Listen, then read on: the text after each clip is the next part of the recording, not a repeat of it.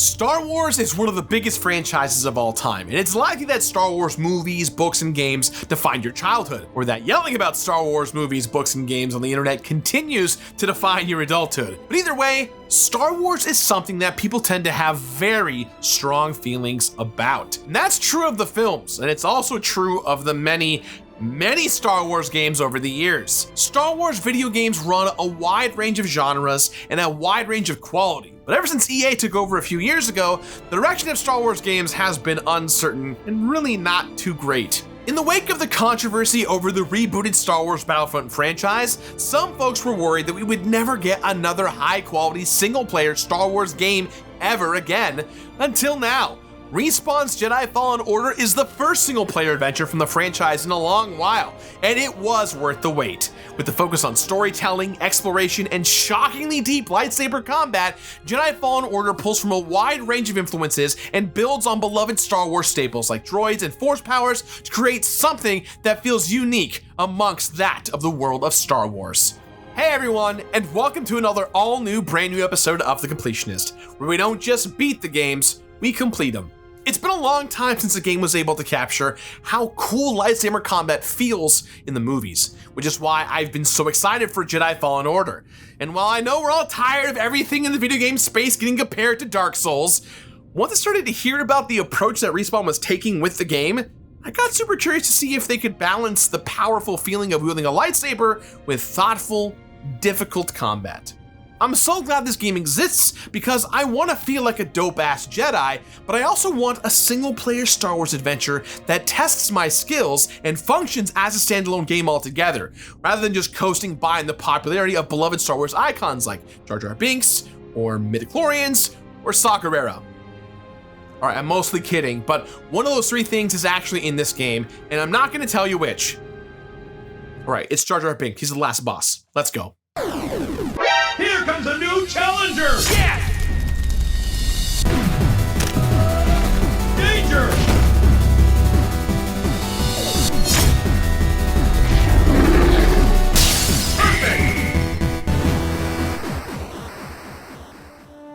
While there have been Star Wars games in every genre, from racing games to RPGs from a wide range of developers, the most recent era of Star Wars gaming began at the same time as the new era of films. Even though we started getting a new Star Wars movie every year right around the same time, once Lucasfilm had been sold and the reins of Star Wars gaming had been passed to EA, things slowed way down. The only Star Wars game since then has been the Battlefront reboot and its sequel, which caused almost as much controversy as the recent films, but for much better reasons. It turns out that an online experience built around microtransactions and loot boxes is not really what people want from their Star Wars. There was also a single-player game being developed by Visceral Games, but that got scrapped partway through development, which meant that Respawn Entertainment's Fallen Order was our last hope. And although Titanfall 2 is a hugely underrated game, and Respawn has a solid reputation, they'd never made anything like this before. But a good game is a good game, and Respawn rose to meet the huge expectations that came with a new Star Wars title, especially considering that any new games from EA are considered canon, and people have a tendency to get really worked up about the idea of canon when it comes to Star Wars. But Jedi Fallen Order picks a great place in the Star Wars timeline to tell a self-contained story that takes place in between the prequel trilogy and the original films. 5 years after Order 66 wiped out the galaxy's Jedi, a former Padawan named Cal Kestis is living in hiding on a bleak, desolate scrapyard planet. When he has to use his force powers to help a friend, his cover is blown, and the Empire sends a gang of Inquisitors after him. And no one expects the Imperial Inquisition. But once he's on the run, Cal ends up as a part of a crew that includes a former Jedi Master and a smartass pilot as they hunt for a holocron containing the location of Force-sensitive children. So it's a race against time to elude the authorities, find the holocron, and restore the Jedi Order, all while Cal reconnects with the Force. Alright, since there's no dark side option in this game, and Cal's a sweet, sweet boy, the Force powers are limited to push, pull, and slow. But there are some fun variations within those three powers. There are also some classic methods of traversal, like wall running and double jumps. Force jumps, totally different. But obviously, the main draw here is the lightsaber. Star Wars has always drawn heavily from the traditions of samurai movies, and Fallen Order takes inspiration from the samurai tradition by placing an emphasis on economy of movement. It's not about blindly hacking and slashing your way through waves of bad guys. Many enemies go down in one hit, so it's all about parrying, evading, and waiting for the perfect moment to strike. As you play, you'll unlock new skills for your lightsabers, force powers, and your adorable droid sidekick, BD-1. He can hack stuff, scan items, and even carry Cal across zip lines. Adorably. Now, I've heard that Fallen Order is pretty hard, but after completing the Dark Souls games, I'm not too scared of the combat, even on the Jedi Grandmaster difficulty. But there is a huge database of info that can be filled in by using BD-1's scanning ability and sensing the game's many Force echoes that fill Cal in on the backstory of the worlds that he visits. So I am a little worried about the sheer amount of stuff there is to find in the game, but I am very excited to slice my way through countless stormtroopers while I do it. It's okay. They probably don't have families. It's fine.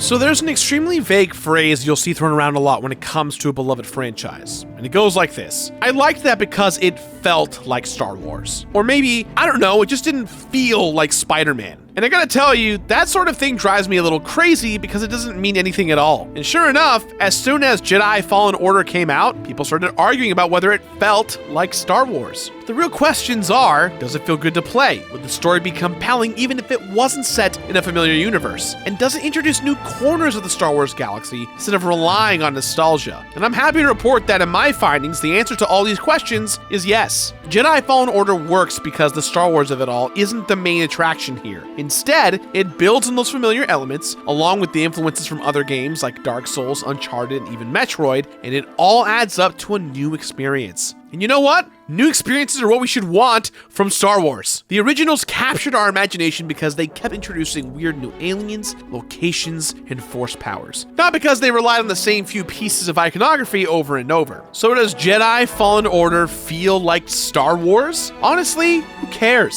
Instead, it does the thing that Star Wars is great at, which is present new and surprising corners of the galaxy to create a genuine sense of wonder. The locations range from the familiar, like the beloved Wookiee planet Kashyyyk, to planets like Darth Maul's homeworld of Dathomir, which is even weirder and grosser than you'd assume it is. There are only 5 planets in the game, but each of them is pretty massive with a variety of environments, like Zepho, where you can explore mountain villages, Imperial bases, and 2 separate Jedi temples. Thanks to Cal's ability to sense Force echoes, each of these places has a lot of texture. There are a lot of Force echoes in the game, but finding them always rewards you with a quick little dose of backstory. And it's at a point in Star Wars history where a lot is going on. 5 years after the formation of the Empire and the slaughter of the Jedi, the whole galaxy is still reeling. One of the coolest things that Jedi Fallen Order builds off of the movies is the way it takes Order 66 from the prequels and seriously examines the trauma and PTSD that would come with experiencing something like that. Not only is Cal still hurting from his own experiences, which the player gets to live through in a totally heartbreaking flashback sequence, but each of the places are too. Even Dathomir, which is untouched by the Empire, is feeling the effects of genocide. It takes the events of the movie seriously by asking how they'd affect the day-to-day lives of the people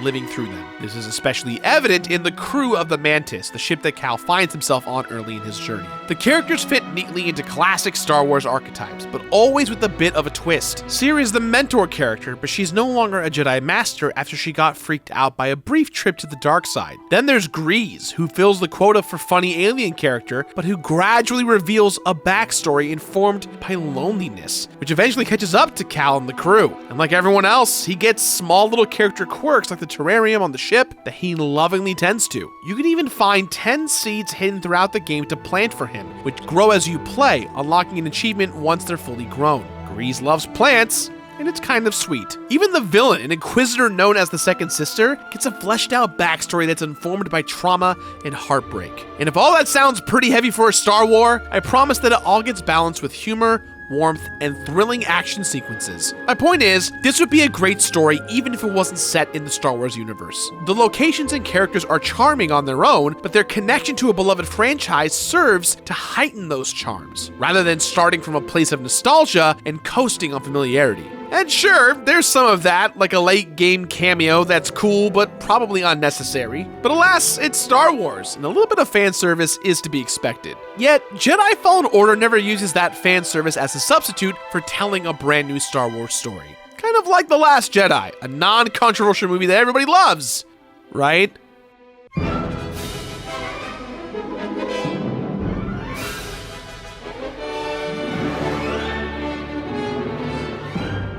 You'll notice that when I was talking about the characters in that last section, I never mentioned BD-1, the adorable little shoulder droid that goes everywhere with Cal. And that's because I have a lot to say about this little guy, who is, in my opinion, the best, cutest, and most helpful droid in all of Star Wars. That's right, more helpful than R2-D2, way more cuter than BB-8, and way less nervous than C-3PO. BD-1 serves as an equal partner to Cal throughout the game, taking care of many of the tasks that don't involve slicing dudes up with a lightsaber.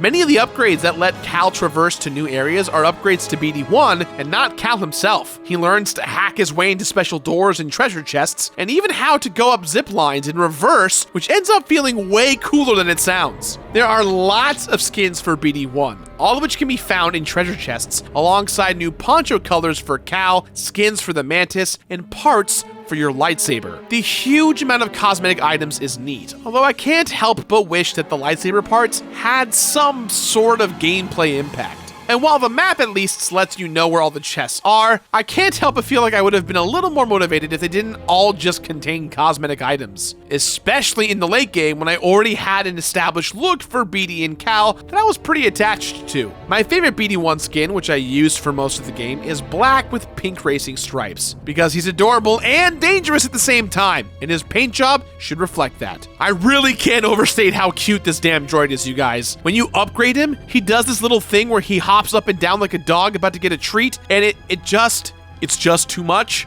He's so cute that he almost doesn't even have to be helpful, but he really is. BD-1 is also the source of the holo map, which feels heavily influenced by Metroid Prime. At first, I thought the holo maps looked a little cluttered, but I quickly got used to it. And there's a great color coding system that lets you know which areas are accessible with the skills you currently have, and which ones aren't yet. You've got to fully access each map until it says 100% if you want the accompanying achievement. That also means finding all of the echoes and all of the BD-1 scans. Sometimes when you're exploring, BD-1 will hop up off your shoulder and run over to take a look at something scannable because he's a very good boy TM. There's a lot of stuff to scan in this game, and some of it is easy to miss if you run through quickly, but it's nice that BD-1 lets you know when you're close. The only place where he failed me is on Bogano, the very first planet you visit. There's a faded mural there that's supposed to be scannable, but it is glitched and I wasn't able to. And I'm not the only one. Lots of people are apparently having this problem, and it's supposedly going to be fixed soon in an update, but it hasn't yet at the time of recording this, so that's frustrating. After finding all of the chests, sensing all of the force echoes, and exploring all of the maps, the scans were the last thing I had to do.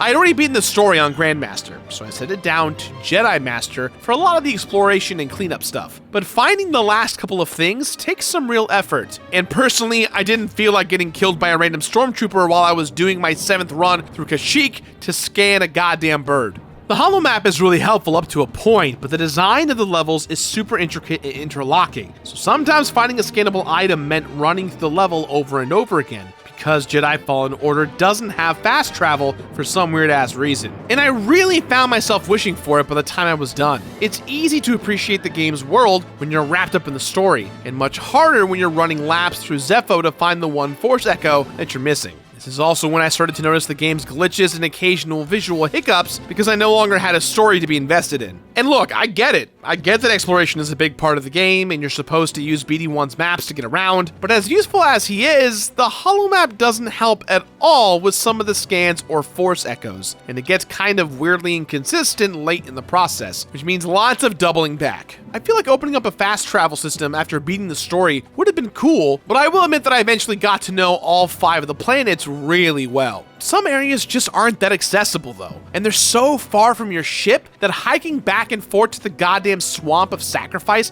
on Dathomir starts to drain your soul, which fits in with the overall vibe of Dathomir, but still, I love my new little droid buddy, but if you love scanning stuff so much, he should do it on his own time. I can't stay mad though, just look at this little guy, he's the best! Give him his own goddamn game, a Disney Plus show, a trilogy of BD1 movies, I don't care, I love him.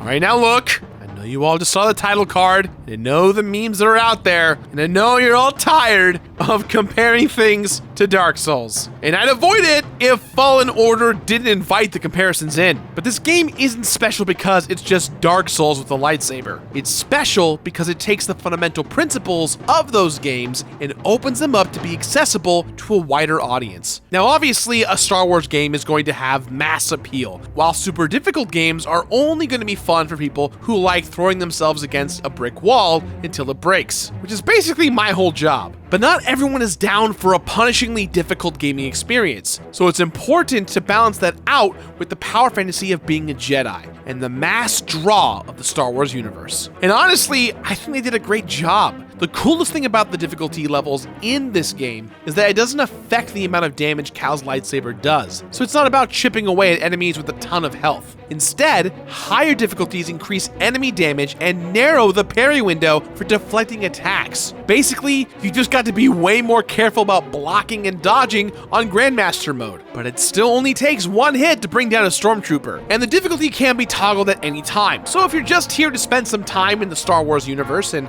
feel like an unstoppable Jedi, story mode is there for you. But if you want thoughtful combat that's about biding your time and finding the right moment to strike, then Jedi Master or Jedi Grandmaster are definitely the way to go. And some of the bosses are really hard, especially given how squishy Cal is at those higher difficulties. But getting into those rhythms is super rewarding. And when you bring down 6 stormtroopers with just a few swings of your saber, it's impossible not to feel super cool. But being a Jedi isn't about kicking copious amounts of ass. It's about patience and understanding, and a connection to the universe, which is where the other big bit of Dark Souls influence comes in. You can save the game by having Cal meditate at Jedi meditation points, where you can also upgrade your skills and rest, which resets your health and force meters while also respawning all of the enemies you've just killed. It's just the right amount of risk management. And sometimes it's a tough decision to decide whether you should rest or not. Things become a little safer as you find the secrets marked on the map, which are either expansions to your force and health meters, or stim packs that BD1 can use to heal you. I may have already mentioned this once or twice, but BD1 simply is the best. Finding that stuff makes things way easier, but there's lots of exploration you can't do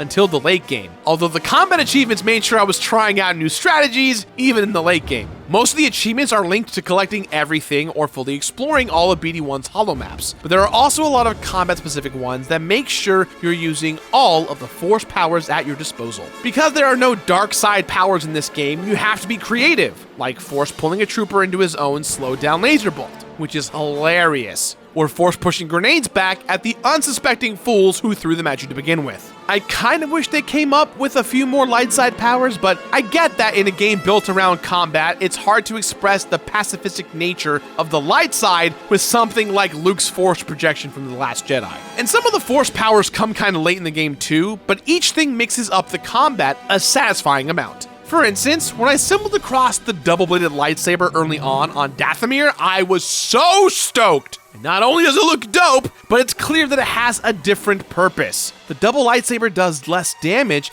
but it's great for crowd control, and it felt great to switch back and forth as the situations demanded. Once you get the split saber, where you can break the two halves and throw one while still fighting with the other, dude, come on, that's the dream right there. Which is to say that the combat in Jedi Fallen Order is hard without being punishing. A lot of people have been complaining about some of the more platforming stuff like the slides and the ropes, but I didn't have much of a problem. The slides were a little clunky, but not in the game-breaking way. And the ropes cease to be a problem once you get force pull. The combat is really what this game is all about. And it manages to take some ideas from series known for being super hard and plant them in the most popular franchise in the world. So I saw someone call this game Baby's First Dark Souls, and while I know they meant that as an insult, I actually think that's kind of great. Everyone should get to enjoy games like this, and everyone should be able to pick up a Star Wars game and play it at their own comfort level. All right, anyways, I am done comparing things to Dark Souls now, I promise. Now I'll resume fawning over my infant droid son, BD1, who I love more than anything.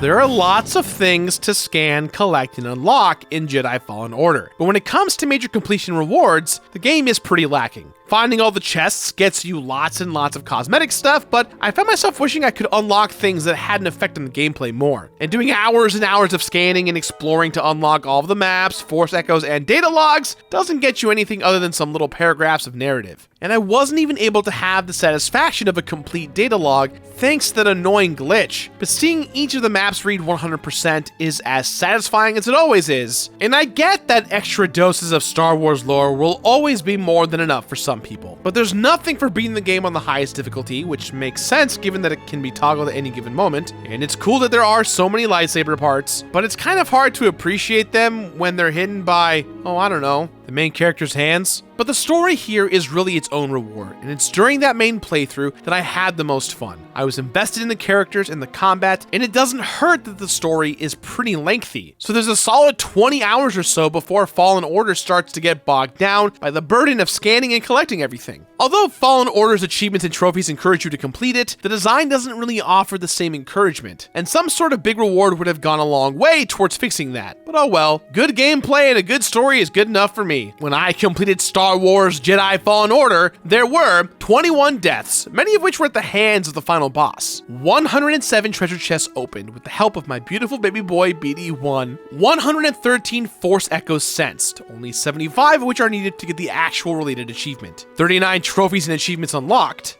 41 total hours of gameplay, about half of which was spent on the story, and an infinite number of angry replies I'm gonna get for saying that BD1 is cuter than Baby Yoda, which I realize I haven't said yet, but I am saying it now as I read this script. God damn it. And just like that, I've survived another Star Wars. And while I enjoy the franchise, the main thing that Jedi Fallen Order has going for it is that, well, it's just a really good game. The combat rules, the exploration is fun up to a point, and if you want all the cosmetic items, there's not really a reason to keep hunting for the treasure chests. But I tended to stick with my couple of favorite skins throughout the game, so, you know, there's that. Sometimes Star Wars makes people on the internet yell at each other, and it's nice to see people embracing something fun from Star Wars. The story is filled with great moments, and lightsaber combat just feels awesome. So, with that in mind, guys, I give Star Wars Jedi Fallen Order my completionist rating of finish it.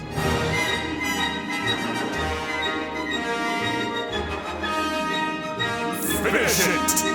That's all time we have for today, guys, so please, as always, let me know what you thought of today's episode somewhere on the internet. If you like the show, do me a favor, let me know in the comments down below. Stick around to the end of these videos because it shows the YouTube algorithm that you like what we do here, and we really appreciate it.